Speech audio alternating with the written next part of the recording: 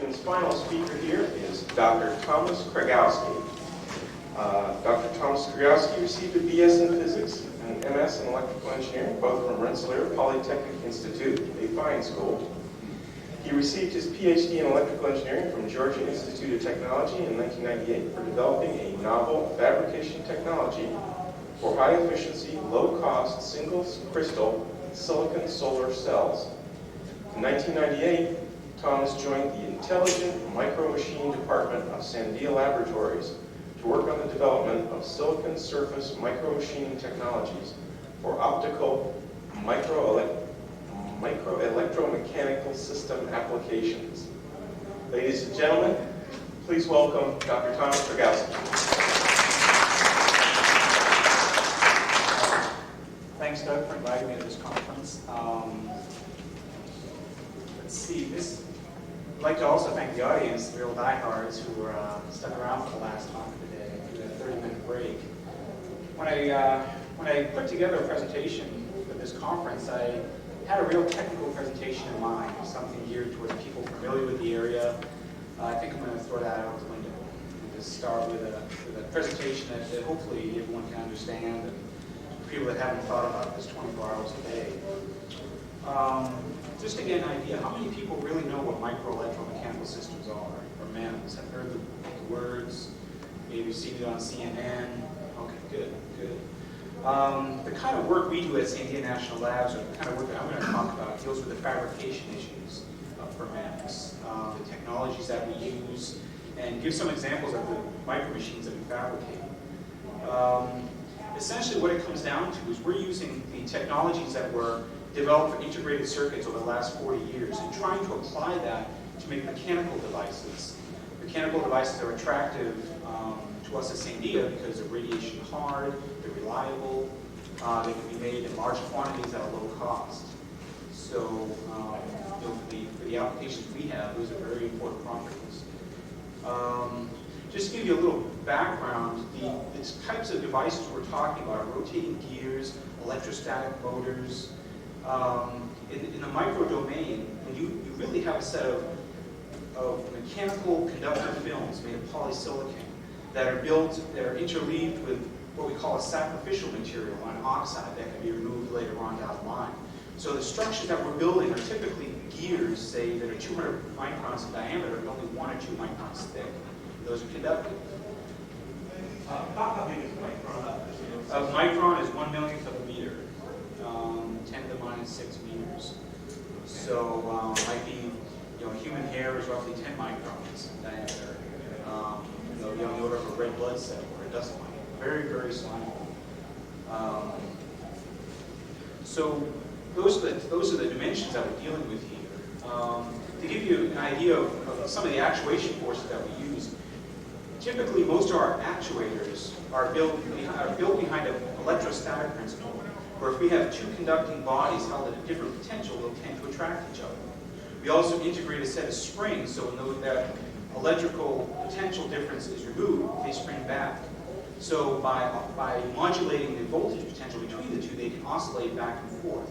So based on that simple principle, we can build entire mechanical systems, accelerometers, locking mechanisms. Those are the sorts of things that I'll talk about today. Again, I'm more of a technology guy, so I'm going to spend most of the time talking about the technologies we've developed for micro machines. Is there a pointer around? No, okay. There we go. Oh, yeah. See it in the rear. You guys see that back there? Okay, so first I'm going to talk about some of the infrastructure available at Sandia National Labs for us to do micro machine work. It started basically as a CMOS fabrication facility. I'll say a few things about that. What we've done is to try to leverage the knowledge base that we have for CMOS for MEMS. And I'll talk about some of the process development work we've done to adapt the CMOS technologies for MEMS.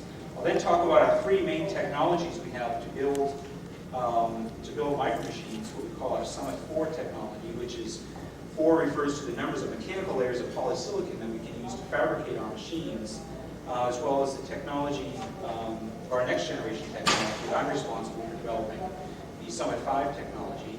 And finally, I'll end with a brief review of our integrated technology, where we're trying to couple electromechanical devices or micromachines with microelectronics to form complete microsystems. Now, the concept behind a microsystem is to try to bring together sensors, actuators, and electronics all onto a common silicon substrate, manufactured using the same tool set and technology base. The payoff here is clear. We're looking at applications in intelligence, surety, power, communication, and to some extent, self-assembly. You can get an idea of the scale of the devices by this dust mite, which is working its way onto a gear. We have an electrostatic actuator in the background. This is what we call a cone drive actuator. So we have a set of interdigitated fingers that are held at one potential and another set that are held at a different potential. And those move back and forth by electrostatic attraction, brings them forward, the spring forces pull them apart. Now, all of the MEMS work at St. Vita takes place in the Microelectronics Development Laboratory. This was originally established by the Department of Energy as a source of last resort for radiation-hard electronics. You might have heard that we recently got a contract to manufacture a radiation-hard Pentium chip that will be going in future spacecraft. We have a complete suite of microelectronics fabrication tools, film deposition, etching, photo processes, as well as low-temperature plasma processes and chemical polishing. We've been fairly successful at fabricating our micro machines. The reason is because we've essentially leveraged the 40-plus year technology base that was developed for CMOS. But it's not a simple transfer of technology. Just to give you an idea of some of the background, in integrated circuits, you're dealing with film thicknesses that are on the order of 1 micron. So if you have an aluminum interconnect, it's only about a micron thick. Whereas in MEMS, we're talking about film thicknesses that are 2 to 6 microns. Might not seem like a big deal at the micron scale, but it really, you have a lot of other issues come into play when you go to thicker films. The critical dimensions for integrated circuit, cutting edge technology is roughly about 0.3 microns right now. We're dealing in a little bigger critical dimension at about 1 micron. Aspect ratios or the film thicknesses versus the widths of a film trace would be, say, 2 to 1 for an integrated circuit, whereas for MEMS, we're talking about much larger devices. The reason aspect ratio, the higher aspect ratio produces a larger topography. The reason that's significant is if you can imagine an aluminum line going across a large step, what typically happens is that the metal thins out and cracks. So that puts a real limitation on the level of integration you can make in an electronic circuit, as well as a micro machine. So these are some additional challenges that we've had to deal with. And there are some other issues that are unique to micro machines. So I mentioned a minute ago about the electrostatic micromotor, where we have a cone drive actuator. This requires 2 levels of mechanical polysilicon. What that means is that we put a layer of polysilicon down, deposit a layer of oxide, and another layer of polysilicon, and pattern these devices. We then later remove the sacrificial and oxide layer, and then we have a micromechanical system that can move. That's fine if you want to make things wiggle back and forth, or an oscillator. You can't really do much with that. By adding the 3rd layer of polysilicon, you can get a little more interesting. You can form a gear that's constrained to rotate on a bearing and a micromotor together. Again, those make great video, but you can't do any useful things with that. At St. Vita, we've developed a 4-level technology which allows us to form drive linkages between our motors and gears. Can you move the slide up? Sure, sorry about that. So this is a technology that we've spent quite a bit of time developing. The real technology limitation here that might be difficult to appreciate is that by forming large gears on the order of 200 or 300 microns, if there's any stress on the material, it's going to curl like a potato chip, and then you're not going to have gear to measure. So we went to great pains to try to remove the stress in this mechanical material. And that's also important for optical devices, where you might have some kind of aberration, you can curl in the materials. So with this 4-level technology, we've opened it up to the public as a foundry process. For 10K, they can submit a design, and they'll get back 100 chips with their micromechanical designs. What I'm responsible for is developing the next generation, our 5-level technology, which you can do everything with a 4-level, but you can put it on movable plates. So we're talking about complete systems that can move around the chip and perform useful mechanical functions. So to give you an example of some of the devices that we're making, this is a electrostatic, what we call a micro engine, which is the two of the orthogonal comb drives that can move back and forth. By fabricating two of these drives perpendicular to each other and operating them 90 degrees out of phase, we can get an output gear to rotate. Similar principle behind a locomotive. Okay, we're transferring linear to rotational motion. With this micro engine concept, we've fabricated devices that can rotate up to 300,000 RPMs and up to 3.2 billion revolutions. At 300,000 RPMs is much faster than we need, and it doesn't put out very much torque. So we fabricated a set of gears, which is essentially a micro transmission, so we can trade off speed for torque. So we have a 12-to-1 gear reduction ratio, and now we can do useful things. So for example, we have a rack on the output of this gear we can use to push up a mirror and direct an optical signal on a plane. Now remember, these things are minuscule, on a hundreds of micron type scale. So this is very useful for optical switching or surety devices where you don't want a mechanical link between switch A and switch B. Now, taking that to the extreme, using our 5-layer technology, we're trying to see how far we can push this. We cascaded several of these 12-to-1 microtransmissions to form a 3 million to 1 gear reduction ratio. So we would generate a boatload of torque with this microtransmission. By putting a linear rack on the output gear, we can actually shear off gear teeth, these silicon gears.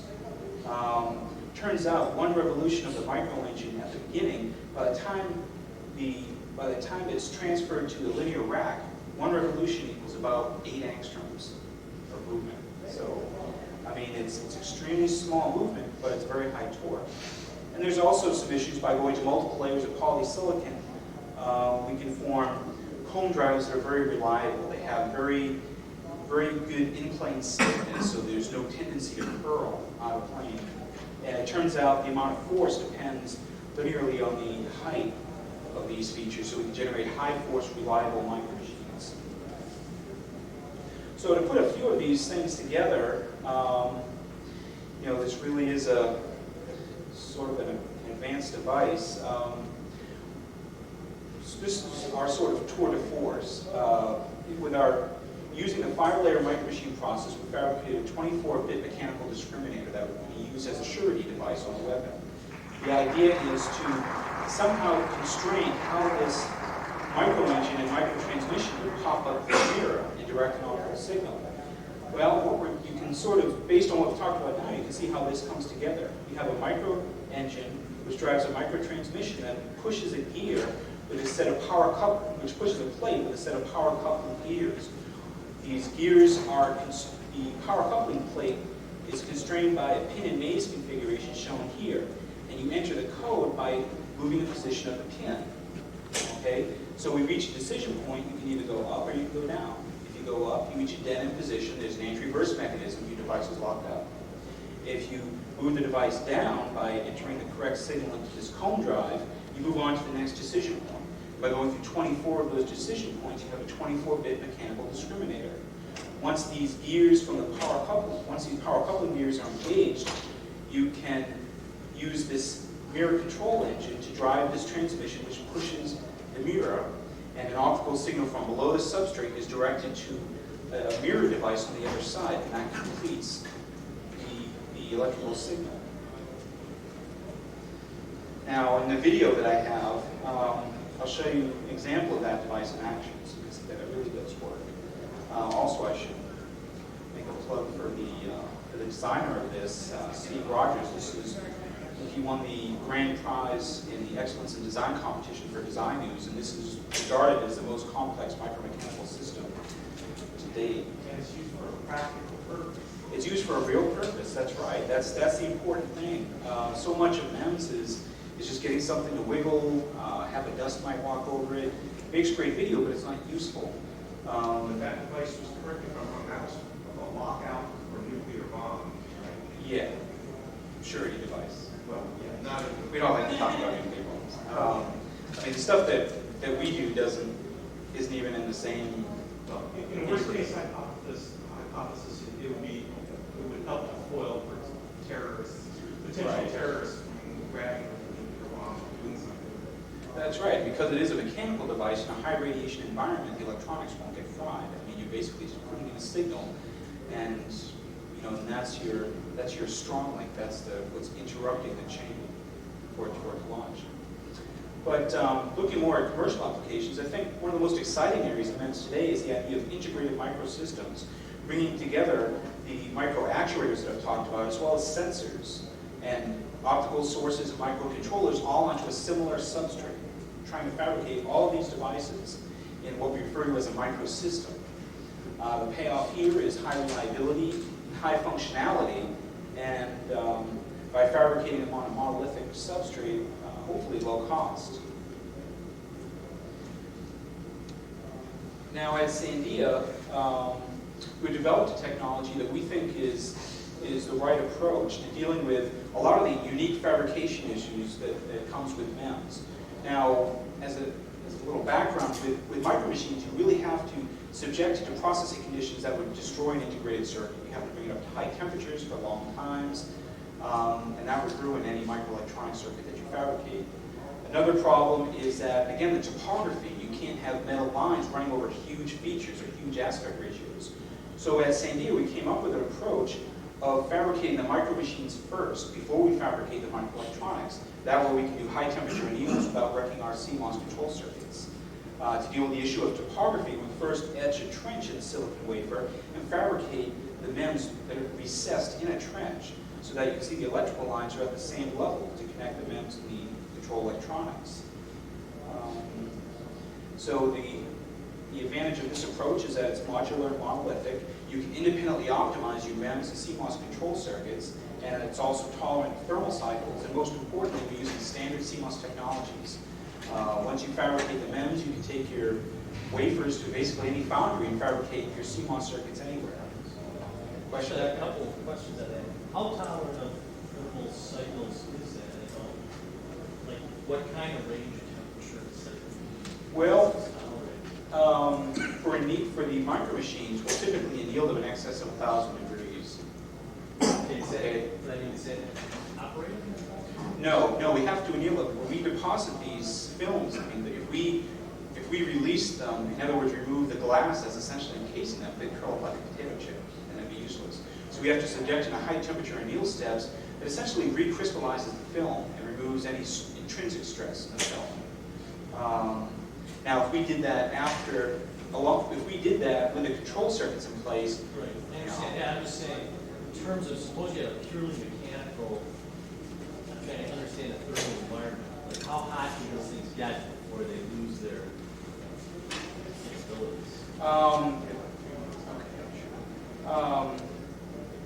Maybe I can talk to you after about that.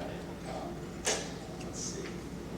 A few example devices using our integrated MEMS and CMOS technology is a linear accelerometer. This is a 3-axis accelerometer, which is manufactured right now by Analog Devices as an airbag deployment sensor. We designed this in conjunction with Berkeley Sensor and Actuator Center, and to my knowledge, it's the first 3-axis accelerometer made with MEMS. Excuse me. The dimensions, I think this is 4 millimeters by 4 millimeters, so it's extremely small. We take a lot of heat in the MEMS area because our devices are big, but when you look at this, the MEMS area is fairly small compared to the control electronics that run this. So, and we're working on ways to shrink that as well. Another example of a device that would be very useful for space applications is something we call a micronavigator. We're incorporating a 3-axis gyroscope with our 3-axis accelerometer to form a 6-degree freedom inertial measurement unit. There's a wide range of applications ranging from military to commercial, navigation, control, sensing, reference, and attitude. So to summarize this section before the video, we have a summit for what stands for Sandia Ultraplanar Multi-Level MEMS Technology, a 4-level foundry process. So if anyone's interested in fabricating micro machines, this is a great way to get into it for relatively low cost. We're in the process of developing a Summit 5 technology, which we should make accessible to the public in about the 2001 timeframe. And we have an integrated CMOS and MEMS technology that can also be used for real-world devices. And you could argue that this really isn't an enabling technology for space applications. You can form highly functional microsystems at a fairly low cost, at a very miniature size. They're very lightweight, very small. And because they are small, low-cost devices, you can really make highly redundant systems. So they have a very reliable system made with smart mechanics.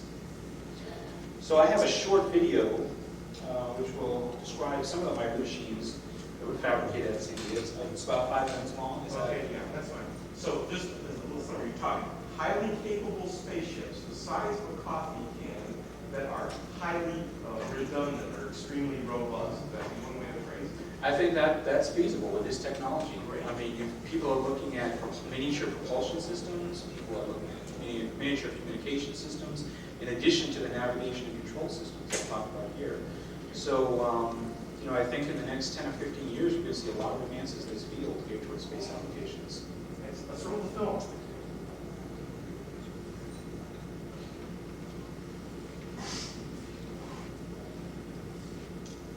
The lights are backwards. Oh, yeah.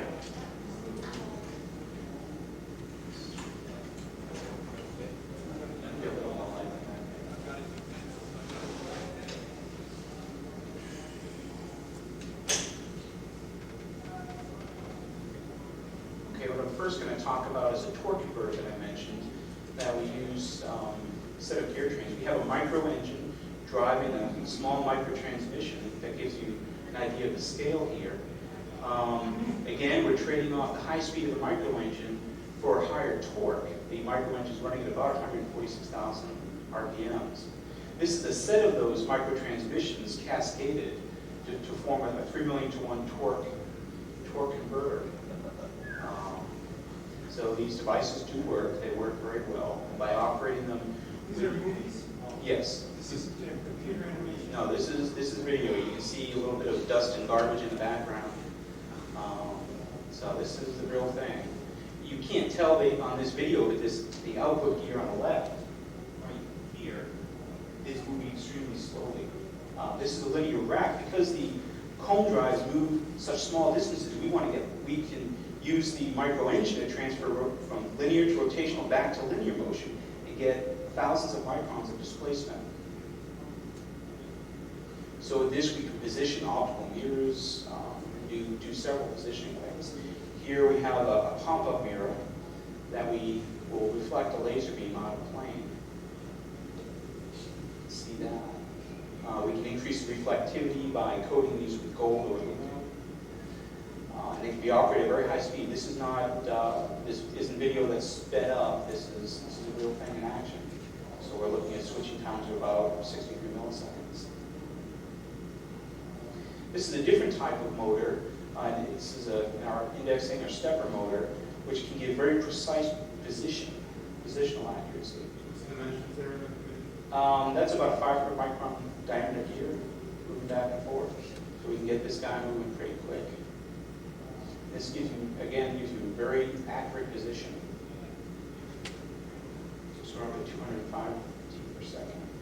This is another type of stepper motor that we can operate at very low voltages, which is really what the goal of today's research in MEMS is, to try to get things to operate in the sub-10 volt range. This is made with the 5 volt technology. We're able to operate at 7 volts, which is unheard of in this area. This video is about a week old. And this is our 24-bit mechanical discriminator. You can see the pin and maze configuration, where we have on the bottom, we're controlling the position of that pin with a comb drive. Once it reaches a decision point, it moves either up and down, up or down. You can see the grooves that the pin will move in, and there's a plate moving from right to left. Here's a close-up of the pin and maze configuration. The transmission that's driving that linear rack. And that's the plate right there with the power coupling gears. Once the final 24-bit code is entered, it mates with another set of gears that has a break right between those two small gears. What's the magnification on this? I think this is like a 20x or something like that, I'm not sure offhand. But with those power coupling gears engaged, the micro engine on the left can drive the transmission to pull that, to push that mirror out of the plane.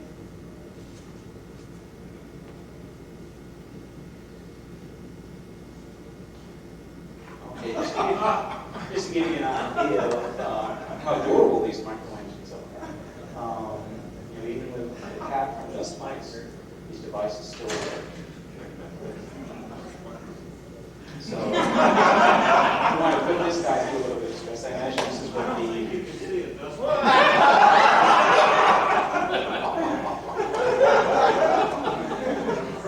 I imagine this is what the NASA engineers go through. This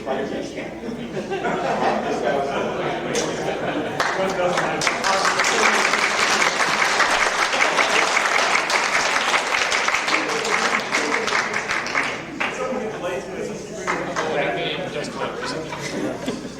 Okay, well, he wasn't killed, but he was psychological. 3 or 4 minutes here for a couple of quick questions. That's right. I mean, it's therapy. Michael was therapy. Sure. Sure. Let me give you my card. If you send me a request.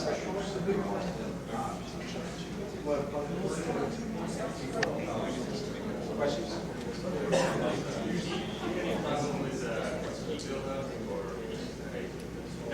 No, the machines are designed to have very little friction, so there's really no heat generated. Question? List the top 5 commercial applications that you Well, let me see. The first application would be an airbag deployment sensor, an accelerometer, sold by Texas Instruments. Another application would be the digital mirror display that we had a set up earlier that could be plugged into a laptop. I'll bet you that is a MEMS device. It's a set of micro mirrors for a digital light processor sold by Texas Instruments. Let's see, other applications.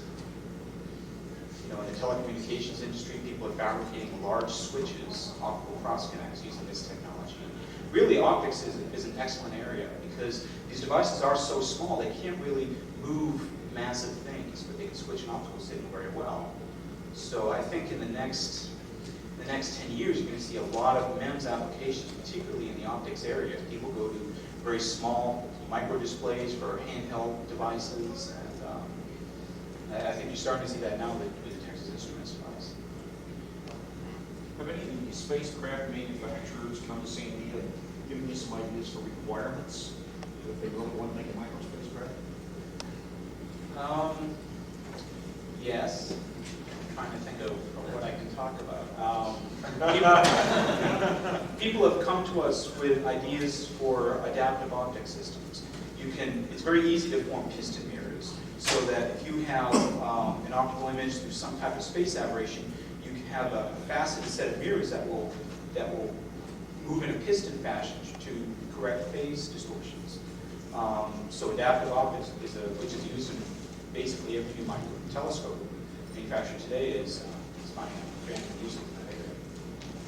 In your CMOS application, y'all looked into copper deposition, or y'all still using We're using aluminum and tungsten right now. We have used copper in the past. For what we're doing, it doesn't buy us anything. We're not using cutting-edge CMOS technology right now. Question. Can you is this close enough that as CMOS technology gets better, will it help? Yes. Or are you kind of... Say that again? As CMOS technology gets better, can you ride that, or are you already using what you need from that? Yeah, we're not getting a big improvement. I mean, we have A to D converters, integrators, things like that. We just don't need cutting edge technology right now. I mean, it hasn't reached that level of integration, but we can.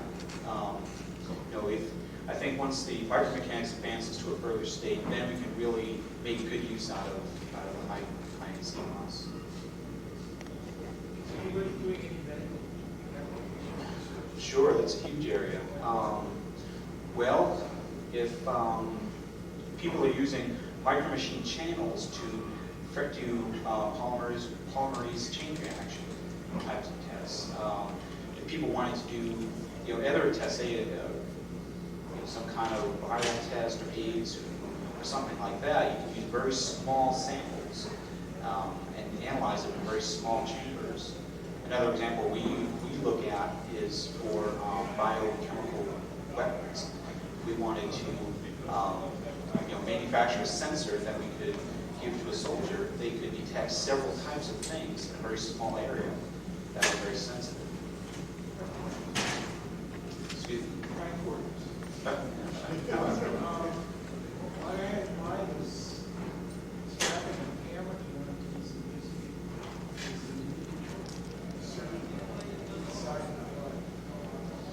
Well, people are using not quite with cameras, as drug delivery systems. If they want to deliver a drug to a known position, you can use a micro machine to do that. We have one more question for you to the right. Yeah, you mentioned that your company was electrostatic contracted and then spring loaded back. Right. Is there some reason you just didn't reverse the polarity and use electrostatic in both directions? Actually, we do. We do in some designs. I didn't want to get into that too much, but basically we have four sets of cones. Two are fixed, and two are attached to the same mass that can move back and forth. So we can get a larger stroke by using two sets of electrostatic cones. But it's an attractive force. It's not a repulsive force. So. Well, I mean, if you get negative and negative, it becomes repulsive. That's what I fixed. Okay. Maybe I misunderstood, but how? Yeah. Okay, I think we'll have to defer any other questions to outside the room. We're going to have to unfortunately terminate this session in order to let them have it for set up for the meal event next. But I want to thank Dr. Thomas Krygolski.